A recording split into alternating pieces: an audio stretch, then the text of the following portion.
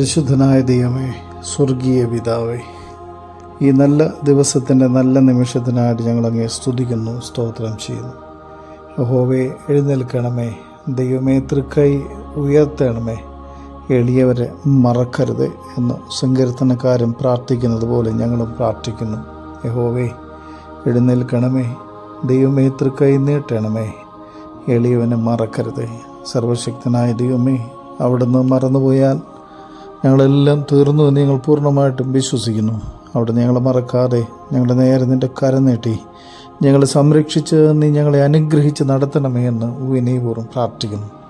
ഈ ദുഷ്ടലോകത്തിൽ ജീവിക്കുമ്പോൾ ദുഷ്ടൻ്റെ അലർച്ചയിൽ പെടാതെ വണ്ണം അവിടുത്തെ മാലാഖമാരുടെ സംരക്ഷണ വലയത്തിനകത്ത് ഞങ്ങളെ കരുതി പരിപാലിച്ച് അവിടുന്ന് വഴി നടത്തുമാറാകണമേ എന്ന് പ്രാർത്ഥിക്കുന്നു. ഞങ്ങൾ കേൾക്കുന്ന ഓരോ സംഭവങ്ങളും, ഞങ്ങൾ കാണുന്ന ഓരോ സംഭവങ്ങളും ഞങ്ങളെ ഏറെ വേദനിപ്പിക്കുന്നതാണ്. എന്നാൽ അതിൻ്റെ നടുവിൽ അവിടുന്ന് ഞങ്ങളെ കരുതി പരിപാലിച്ച് വഴി നടത്തുമാറാകണമേ എന്ന് ഞങ്ങൾ അങ്ങയോട് പ്രാർത്ഥിക്കുന്നു. ദൈവമായ കർത്താവേ, ഈ പ്രഭാതത്തിൽ രോഗത്താൽ ഭാരപ്പെടുന്ന എല്ലാ മക്കളും ഇവിടുത്തെ കരങ്ങളിൽ സമർപ്പിക്കുന്നു.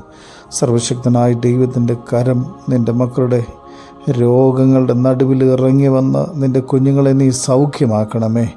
ഏത് രോഗമാണെങ്കിലും ആ രോഗത്തിൻ്റെ മേൽ നിൻ്റെ കരം വെച്ച് നിൻ്റെ കുഞ്ഞിനെ നീ സൗഖ്യമാക്കണമേ എന്ന് വിനയപൂർവ്വം പ്രാർത്ഥിക്കുന്നു. സർവശക്തനായ ദൈവമേ, ഭവനമില്ലാതെ ഭാരപ്പെടുന്ന കുഞ്ഞുങ്ങളെ നീ അനുഗ്രഹിക്കണമേ. അവർക്കതിനുള്ള സാഹചര്യങ്ങൾ നീ ഒരുക്കി കൊടുക്കണമേ. ദൈവകൃപ കൊണ്ട് നിറച്ച് നിൻ്റെ കുഞ്ഞുങ്ങളെ നീ പൊതിയണമേ എന്ന് പ്രാർത്ഥിക്കുന്നു. വിവാഹം നടക്കാതെ ഭാരപ്പെടുന്ന ഒത്തിരി മക്കളുണ്ട്. ദൈവമേ, നിൻ്റെ കുഞ്ഞുങ്ങളോട് നീ കരുണ കാണിക്കണമേ.